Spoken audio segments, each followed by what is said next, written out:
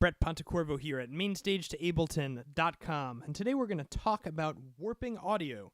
Warping audio is something that everybody will probably want to do at some point if you're working in Ableton, and I use this for a couple of things. One, if I am making tracks that I need to sample something from, or if I'm using a track as a reference track to build a backing track for someone, I will often warp it so that all of my beats line up with the beats in the original recording. And I also use it if I am transcribing. So if you're trying to learn your favorite solo off of a record and you want to be able to speed it up and slow it down in time with a metronome, you may want to warp it. Whatever the reason, let's jump in and check it out. So I'm going to drop in this audio from The Wiz. It's a song called Don't Nobody Bring Me No Bad News. It is a great track. If you don't know it, you should check it out, and this is what it sounds like.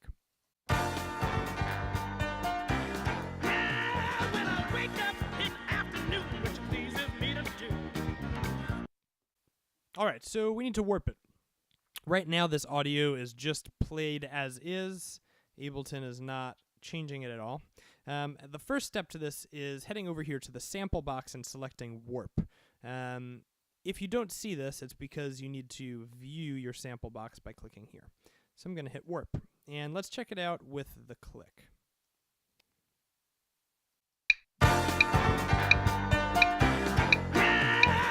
Not at all the same. All right, so the first thing that I like to do is find the first downbeat of the song, which is here. And I double click, and that creates a transient marker. And that kind of helps Ableton line the audio up to the timeline. But since this is the downbeat, we're going to tell Ableton this is indeed the downbeat by right mouse clicking and hitting set 1-1 here. So now let's start it. Alright, so downbeat is the same as the click, but that is about it. So there are a couple of ways you could go about it. I am generally inclined to do most of this manually. So my go-to would be to find the next beginning of the bar. So, which is, I believe this. I'm going to listen one more time. This guy here. So I actually don't want to make a transient marker because I want to make sure all of the audio stretches.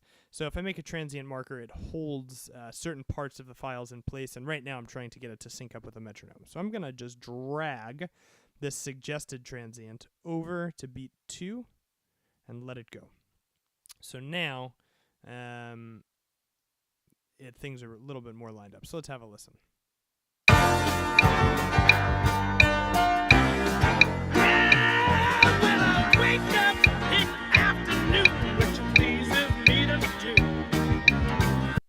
Alright, so that is basically lining up with the click all the way. Now, this song is way faster than this, so if we want to have a listen.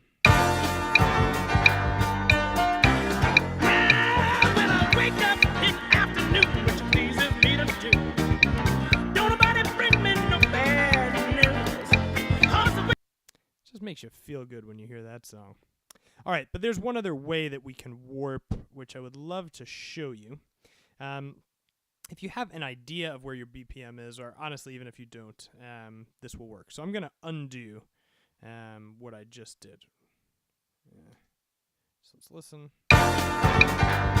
So we're back to unwarped. The other way that you can do this is you can right mouse click and click warp from here. And Ableton is going to use these transient markers to guess where the beats are. It did it pretty good, but it did it twice as fast as it should be. So I am going to undo that, and I'm going to pull the tempo up to 120, which I think is the actual tempo. And I'm going to right mouse click and hit warp from here again.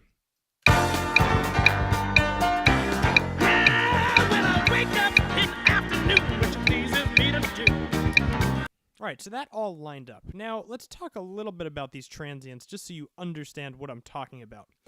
This is beat 2, and let's agree that it's beat 2 and tell Ableton that it's beat 2.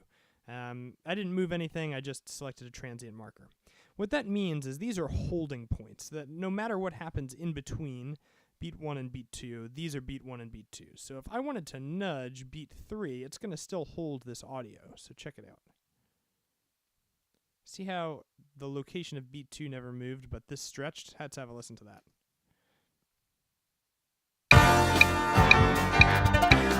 Okay, so a little weird, but it served a good demonstration point. Now if I undo that and I just move something, it stretches the entire clip. Because I haven't put any transient markers in. So they can be important. And it's good, I would say, to like go through your track a little bit and be like, oh, I wonder if it's still in time at 75.